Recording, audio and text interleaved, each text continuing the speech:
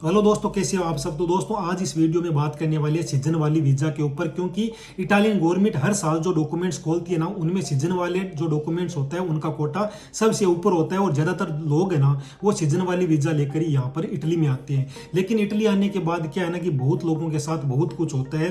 तो वो सारा कुछ इस वीडियो में मैं आपको बताने वाला हूँ कि यदि आप सीजन वाली वीजा पे यहाँ पर आ गए हैं या आने वाले हैं तो आप लोगों को ये ध्यान रखना चाहिए। तो इस वीडियो को मैंने है ना 3 कैटेगरी में डिवाइड किया है। पहला, लीगल तरीके से यदि आप लोग, कहने का मतलब सही से यहाँ पर आते हैं और आपके साथ सही होता है तो क्या होता है। और अनलीगल कि यदि आपका यहाँ पर आने के बाद एजेंट मुकर गया, मालिक मुकर गया, ना आपको काम मिल पा रहा है, ना आपके डॉक्यूमेंट्स बन पा रहे हैं, तो वो सारा कुछ अनलीगल में हम चर्चा करेंगे। और थर्ड, यदि यहाँ पर सारा कुछ गड़बड़ हो गया तो आप लोगों को क्या करना चाहिए, किसकी हेल्प लेनी चाहिए और कैसे आप लोगों को यहाँ पर काम मिल सकता है और कागज बना सकते हैं। तो ये 3 जो अलग अलग कैटेगरी है इसमें मैंने वीडियो को रखा है। तो सबसे पहले तो बता दूं कि मैं भी सीजनल वीजा पे आया था। तो सीजनल वीजा पे यहाँ पर आने के बाद जब यहाँ पर सानिटोरिया जो फुलूसी होती है ना वो खुली ना, तो उसमें डॉक्यूमेंट लगाकर मैंने अपने डॉक्यूमेंट्स यहाँ पर लगाए थे। 2012 में जब डॉक्यूमेंट मेरे बने थे, उसके बाद में मैं 2013 में इंडिया गया था। तो कई लोग ये भी पूछ रहे हैं कि हम यदि सीजन वाली वीजा पे यहाँ पर आते हैं और यदि हमारी वीजा खत्म नहीं होती है तो क्या हमें इंडिया जाकर वापस आ सकते हैं। तो सबसे पहले तो मैं यही बता देता हूँ कि आप लोग इंडिया जा सकते हैं, लेकिन वापस आते समय यदि आपको दिल्ली में चेक नहीं किया दिल्ली एयरपोर्ट पे, तो आपको इटली एयरपोर्ट पर आपको चेक कर सकते हैं और आपको वापस भी भेज सकते हैं। तो सीजनल वाली वीजा में इंडिया जाकर वापस आना थोड़ा सा रिस्की काम है, तो आप लोग अपना देख लेना। बाकी इसका कोई फिक्स तो है नहीं कि आप लोग जाकर आ सकते हैं। जब डॉक्यूमेंट्स बनती है तो आप लोग इंडिया आराम से जा सकते हैं। तो सबसे पहले मैं बता दूं सीजन वीजा होती क्या है। सीजन वाली वीजा वो होती है कि आप लोग यहाँ इटली सीजन वाली वीजा लेकर आओगे और सीजन यानी एग्रीकल्चर का काम सबसे ज्यादा सीजन वाली वीजा में होता है। तो एग्रीकल्चर का काम करो, सीजन का काम करो और अपने देश वापस चले जाओ। और जो लोग नहीं जाना चाहते वो लोग कन्वर्जेशन वाले जब डॉक्यूमेंट खुलती है तो उनमें लगा कर अपने डॉक्यूमेंट्स पूरे बनवा सकते हैं। तो इसका जो प्रोसेस है, जो मैंने पहले आपको बताया कि लीगल प्रोसेस क्या है, तो लीगल प्रोसेस यही है कि आप लोग जब इटली आओगे तो आपके मालिक के साथ आप मिलकर आपको जाना है प्रेफेतुरा में, एक सरकारी दफ्तर है, उसमें जाकर आपका मालिक बताएगा कि भाई ये बंदा हमारा आ गया इटली के अंदर, ये हमारे काम करेगा। तो आपको एक किट मिलेगा, वो किट जाकर आपको पोस्ट ऑफिस में जमा करवाना है और पोस्ट ऑफिस में जमा कराने के बाद आपकी फिंगर की डेट मिलती है। जब आपके फिंगर हो गए तो आपको पुलिस स्टेशन जाकर फिंगर करवानी है। वहां फिंगर होने के बाद 1-1.5 महीने के बाद आपको इटालियन कार्ड मिल जाएगा जिसका नाम है पेरमेसो दी संजोर्नो। वो रेडीमेड कार्ड है। वो कार्ड ऐसा है ना कि उससे आप लोग मनसा काम नहीं कर सकते, यानी आप लोग वैलिड है लेकिन अनवैलिड है। वो उस कार्ड का ज्यादा कुछ मतलब नहीं है। जितनी आपकी वीजा होगी ना, जैसे 270 दिन की 9 महीने की वीजा है तो उतना ही वो कार्ड मिलेगा। जब कार्ड खत्म हो जाएगा तो आप लोग हो जाएंगे यहाँ बिना डॉक्यूमेंट के। फिर आप लोग चाहे तो अपने देश जा सकते हैं, चाहे तो अपने डॉक्यूमेंट्स जब यहाँ पर कन्वर्जेशन वाले खुलेंगे तो उसमें लगा सकते हैं। तो अब आपको लीगल तरीका यही है कि आपको अपने मालिक के साथ जाना है और इस प्रकार से एक संजोर्नो ले लेना है। तो अब होता क्या है ना कि आप लोग यहाँ इटली आते हैं, उसके बाद में ये प्रेफेतुरा वाला काम करवाते हैं, उसके बाद में आप अपने मालिक के 3 महीने लगातार काम करेंगे ना तो आपको पागा बुस्ता 3 महीने के मिलेंगे। उसके बाद ही आप लोग पूरे डॉक्यूमेंट्स में अप्लाई कर सकते हैं।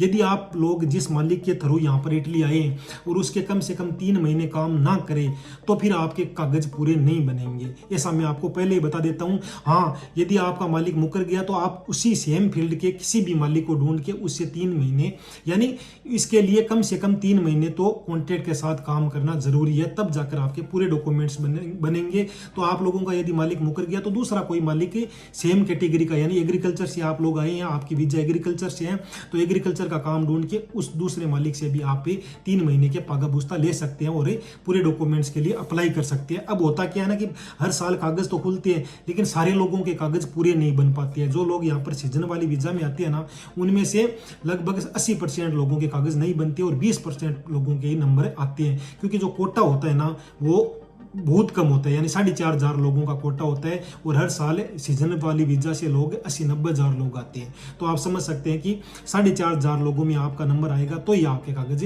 पूरे बनेंगे।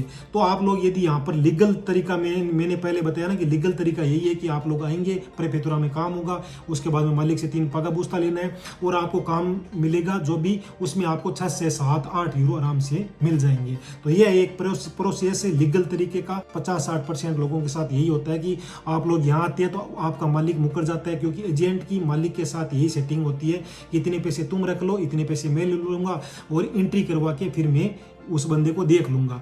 तो होता क्या है ना कि आप लोग यहाँ पर आते हैं तो आप लोगों का प्रेफेतुरा वाला काम नहीं होता है, क्योंकि आपका मालिक मुकर जाता है। तो ना तो आप लोगों का वो प्रेफेतुरा वाला काम होता है, ना ही आप लोगों को यहाँ पर काम मिलता है, और ना ही आपको 3 महीने वाला वो पगाबुस्ता वाला सिस्टम आपके साथ होता है कि यहाँ पर मालिक मुकर जाने के बाद ही आप लोगों को काम नहीं मिलता है। और ऐसे ही रूमों पे 20-20 30-30 लोग ढाले पड़े रहते हैं, उन लोगों के साथ आपको रखा जाता है। और इसके ऊपर काफ़ी ज़्यादा आजकल पुलिस है ना वो छापेमारी पटक रही है। और पिछले 2-3 दिन पहले 2 लोगों को, इंडियन लोगों को गिरफ्तार किया था, क्योंकि वो 33 ऐसे बंदों को रख रहे थे जिनके पास से आधों के पास तो डॉक्यूमेंट्स नहीं थे। तो ये सिस्टम होता है कि जब यहाँ पर बिना डॉक्यूमेंट्स के कोई भी आदमी रख रहा है ना आपको, तो उनके ऊपर छापा पड़ सकता है। इसी कारण लोग यहाँ पर बिना डॉक्यूमेंट्स यानी सीजन वाले वीजा से जो भी लोग आ रहे हैं उनको रखने में भी काफ़ी ज़्यादा हिचकिचा रहे हैं, क्योंकि उनके ऊपर भी छापा पड़ सकता है।